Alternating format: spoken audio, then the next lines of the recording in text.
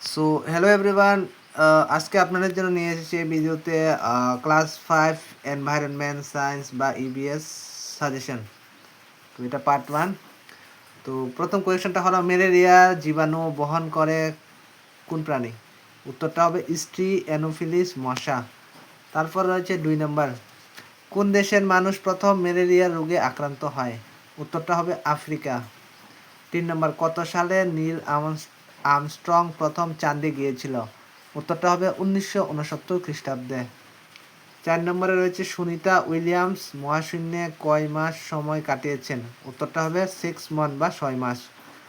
5 নম্বরে রয়েছে রক্তের অভাবে কি রোগ হয়?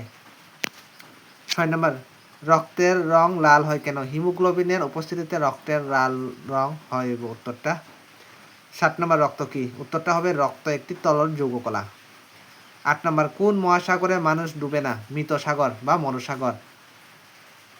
নেক্সট, একটি বীজহীন ফলের নাম লিখো। সুপারি। সুপারি এটাই একটা ফল, আবার এটাই একটা বীজ। তো এটার ভিতরে আলাদা করে কোনো বীজ নাই, সো এটা একটা বীজহীন ফল।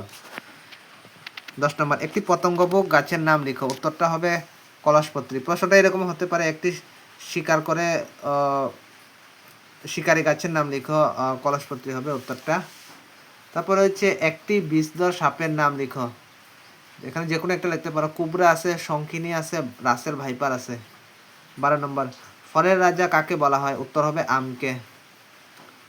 13 নম্বর, দুধ দিয়ে তৈরি কয়েকটি খাবারের নাম লিখো। উত্তরটা হবে ক্ষীর, সানাম, এগুলা হবে। কয়েকটি টক জাতীয় খাদ্যের নাম। উত্তরটা হবে তেঁতুল, আমলকি, এগুলা। 15 নম্বরে রয়েছে একটি গৃহপালিত প্রাণীর নাম লিখো। উত্তরটা হবে গরু, মহিষ, ছাগল, এগুলা।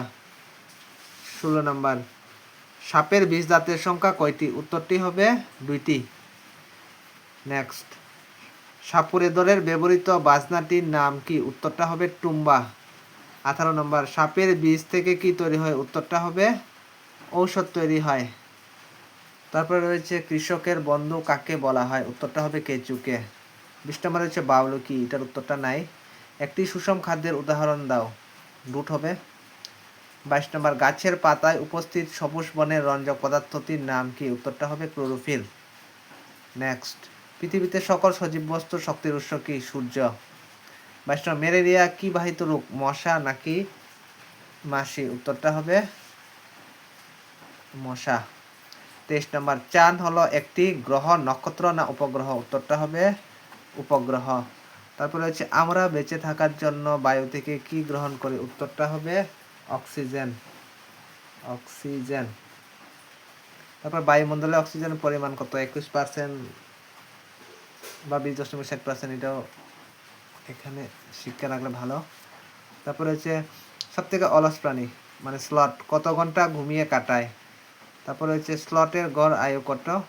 তারপরে হচ্ছে ম্যালেরিয়া রোগের ঔষধ কোন গাছ থেকে তৈরি করা হয়? এটার উত্তরটা হবে শিনকোনা গাছের ছাল থেকে হবে। শিনকোনা গাছের ছাল থেকে তৈরি হয়। তো পার্ট 1-এ অতটুকু পর্যন্তই। আমি টাইম পেলে নেক্সট পার্ট অবশ্যই ভিডিওতে দিব।